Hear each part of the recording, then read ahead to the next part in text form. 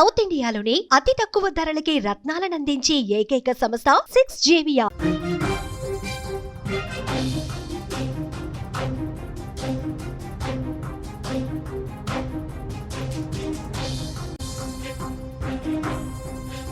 Breaking news చూస్తున్నాం. సరిహద్దుల్లో సైన్యం మళ్ళీ అలర్ట్ అయింది. సరిహద్దు రాష్ట్రాల్లో మాక్ డ్రిల్స్ నిర్వహిస్తోంది సైన్యం. 4 రాష్ట్రాలకు కేంద్రం ఇప్పటికే ఆదేశాలు జారీ చేసింది. పంజాబ్, రాజస్థాన్, జమ్మూ కాశ్మీర్, గుజరాత్ ఈ రాష్ట్రాల్లో మాక్ డ్రిల్స్ కొనసాగాలని చాలా స్పష్టంగా కేంద్రం నుంచి ఆదేశాలు ఉండటంతో అక్కడ మాక్ డ్రిల్స్ జరుగుతున్న పరిస్థితుంది. ఈ రోజు రేపు 2 రోజులు కూడా మాక్ డ్రిల్స్ జరుగుతున్నట్టుగా స్పష్టమైనటువంటి సమాచారం వస్తుంది. మనం విజువల్స్లో కూడా చూడొచ్చు. ప్రజలు అప్రమత్తంగా ఉండాలి.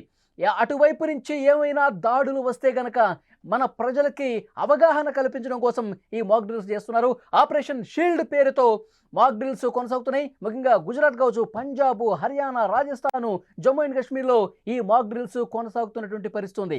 మనం ఒక్కసారి కొద్దిగా వెనక్కి వెళితే తొలిసారి మే 7న మాక్ డ్రిల్స్కు పిలుపునిచ్చినటువంటి పరిస్థితి ఉంది. అదే రోజు రాత్రి ఆపరేషన్ సింధూర్ మనం మొదలుపెట్టాం. మాక్ డ్రిల్స్ నిర్వహిస్తున్నారంటే మనం పాకిస్తాన్ మీద దాడి చేయడానికి సిద్ధంగా ఉన్నాం. లేదా ఒకవైపు అటు నుంచి కనుక ఒకవేళ దాడులు వస్తే దాన్ని ఏ విధంగా తిప్పికొట్టాలన్నది, మనం ఏ విధంగా బలంగా జవాబు చెప్పాలన్నది మాక్ డ్రిల్స్ని బట్టి మనం అంచనా వేయచ్చు. మాక్ డ్రిల్స్ జరుగుతున్నటువంటి ఆ ప్రాంతాల్లో ప్రజలందరూ కూడా అవగాహన కల్పిస్తూ ఉన్నారు.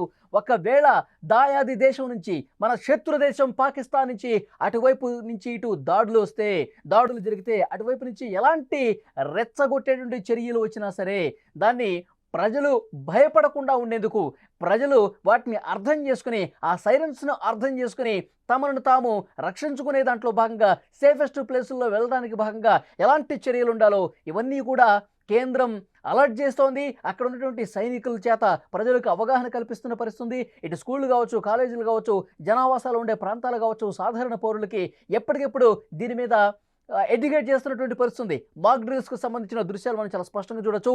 కేంద్రం మాక్ డ్రిల్స్కు సంబంధించి ఆపరేషన్ షీల్డ్ పేరుతో 4 సరిహద్దు రాష్ట్రాల్లో ఈ మాక్ డ్రిల్స్ జరుగుతున్నటువంటి పరిస్థితి కనిపిస్తుంది. ఒక్కసారి మనం పాకిస్తాన్ ప్రధాని షహబాజ్ షరీఫ్ ఏవైతే వ్యాఖ్యలు చేశాడో వాటిని ఒక్కసారి మనం గుర్తు చేసుకుంటే పాకిస్తాన్ మళ్ళీ రెచ్చగొట్టే విధంగా ప్రయత్నం చేయొచ్చు.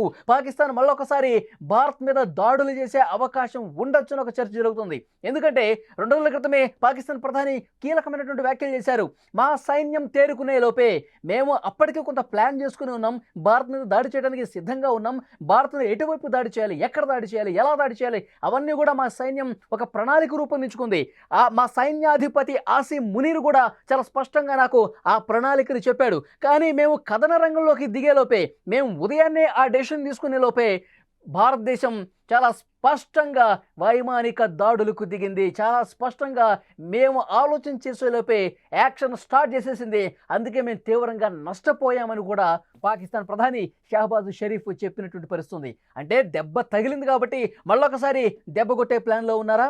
పాకిస్తాన్ అదే ఆలోచన చేస్తుందా? మన సరిహద్దు రాష్ట్రాల్లో మళ్ళొకసారి ప్రకంపనలు సృష్టించాలని ఏమైనా ప్రయత్నం చేస్తుందా? ఇప్పటికే పాకిస్తాన్కి మనం చావు దెబ్బ కొట్టాం. ఇప్పటికే పాకిస్తాను మళ్ళీ కోలుకోలేని విధంగా దెబ్బలు కొట్టాం. ఒకవైపు ఉగ్రవాద స్థావరాలని ధ్వంసం చేసేసిన తర్వాత పాకిస్తాన్ దుందుడుకు చర్యలకు దిగింది, మన మీద దాడులు చేసే ప్రయత్నం చేసింది. మనం వెంటనే క్షిపణుల సాయంతో, బ్రహ్మోత్సవ సాయంతో వాళ్ళ సైనిక స్థావరాలను కూడా తునాతునకలు చేశాం. వాళ్ళ నౌకాశ్రయాలు కావచ్చు, సైనిక స్థావరాలు కావచ్చు, వాళ్ళ వైమానికంగా చేసినటువంటి కుట్రలు కావచ్చు, అలాగే డ్రోన్ దాడులు కావచ్చు, వీటన్నిటిని కూడా చాలా చాకచక్యంగా, తెలివిగా, వాళ్ళకంటే మరింత బలంగా తిప్పికొట్టాం. ఇది జీర్ణించుకోలేకపోతున్నాడు పాకిస్తాన్ ప్రధాని. అందుకే భారతదేశం మీద మళ్ళీ యుద్ధానికి కాలు దూవుతున్నటువంటి సంకేతాలు ఇస్తా ఉన్నాడు. ఎందుకంటే సింధు జలాలను మనం పూర్తిగా ఆపేశాం. ఒకవేళ పాకిస్తాన్తో యుద్ధం అంటే గనక, ఒకవేళ పాకిస్తాన్తో చర్చలు చేయాలి అంటే గనక 2 విషయాలు: ఉగ్రవాదం మీద చేస్తాం, పాకిస్తాన్ ఏదైతే ఆక్రమించుకున్న కాశ్మీర్ దాని మీద చేస్తాం. ఈ 2 విషయాలు తప్ప వేరొక విషయం గురించి చర్చే లేదని చెప్పి మనం చాలా స్పష్టంగా చెప్తున్నాం. మన దేశానికి సంబంధించిన అఖిలపక్ష ఎంపీలు ఆయా దేశాల్లో పర్యటిస్తూ పాకిస్తాన్ వక్రబుద్ధిని మనం చూపిస్తూ ఉన్నాం. ప్రపంచం ముందు పాకిస్తాన్ ఏ విధంగా దోషిగా ఉందో మనం చెప్తా ఉన్నాం. ఉగ్రవాదం ఏ విధంగా ప్రోత్సహిస్తుందో చెప్తూ ఉన్నాం. ఏ విధంగా దొంగ దెబ్బ కొట్టాలనే ప్రయత్నం చేస్తుందో చెప్తా ఉన్నాం. మన కాశ్మీర్ను ఆక్రమించుకుని అక్కడ ఉగ్రవాదాన్ని ఎట్లా పెంచి పోషిస్తుందో మనం చాలా క్లియర్గా చెప్తా ఉన్నాం. మనం ఏ విధంగా దాడులు చేశాం, మనం ఉగ్రవాదులు ఫోకస్గా దాడులు చేస్తుంటే వాళ్ళు మన సైన్యం ఫోకస్గా, మన సైనిక స్థావరాలు ఫోకస్గా వాళ్ళు దాడులు చేశారు. ఈ విషయాన్ని చాలా స్పష్టంగా ప్రపంచ వేదిక ముందు మనం పెట్టాం. ఇది జీర్ణించుకోలేకపోతున్నాడు పాకిస్తాన్ ప్రధాని. అందుకే మళ్ళీ కవ్వింపు చర్యలకు దిగుతున్నాడు.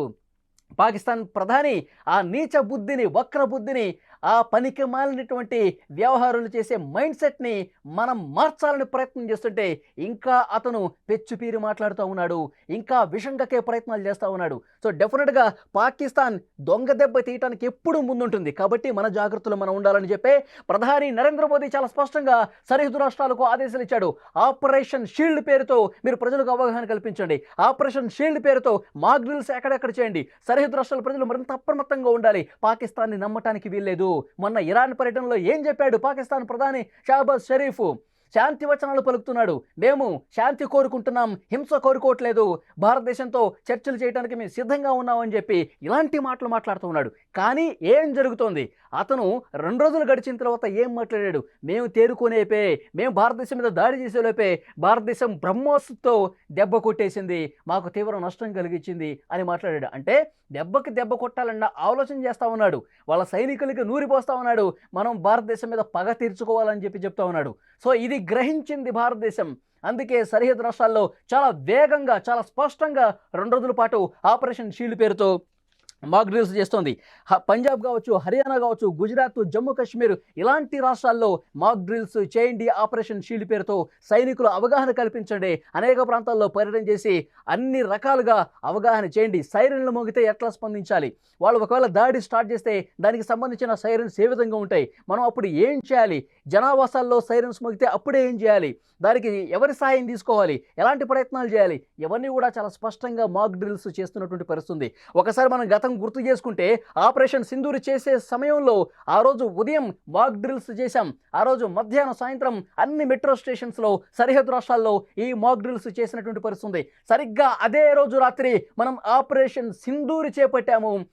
అర్ధరాత్రి దాటిన తర్వాత దెబ్బ కొట్టాం. పాకిస్తాన్లో నక్కినటువంటి ఆ ఉగ్రవాదులు, ఉగ్రవాద స్థావరాలు, అంతర్జాతీయ ఉగ్రవాదుల లిస్టులో ఉన్నటువంటి వాళ్ళు దాక్కున్నటువంటి స్థావరాల మీద మనం దెబ్బ కొట్టాం. చాలా గురి చూసి కొట్టాం, స్పష్టంగా కొట్టాం. ఉగ్రవాదులు పూర్తిగా వాళ్ళు వెన్నులో వణుకు పుట్టే విధంగా ప్రాణాలు తీసాం. మనం అంతర్జాతీయ ఉగ్రవాది కుటుంబానికి సంబంధించిన 10 మంది ఉగ్రవాదుల్ని మనం చంపేశామంటే ఎంత చాకచక్యంగా, ఎంత గురి చూసి కొట్టామో చాలా స్పష్టంగా. అంటే మన సైనికుల నేర్పరితనం, మన సైనికులు ఒకటి అనుకుంటే ఎంత స్పష్టంగా గురి చూసి కొడతారన్నది వాళ్ళు ఊహించి ఉండరు. ఎందుకంటే భారతదేశం ఎప్పుడూ కూడా ఇంత బలంగా దాడులు చేసిన పరిస్థితి లేదు. ఎందుకంటే ఆపరేషన్ సింధూర్ జరగకముందు ఏం జరిగింది? పెహల్గాం దాడి ఎంత భయానకమైన దాడి. అమాయకులైనటువంటి 26 మంది వాళ్ళ పొట్టను పెట్టుకున్నటువంటి పరిస్థితి, వాళ్ళ సింధూరాన్ని తుడిచేసినటువంటి పరిస్థితి.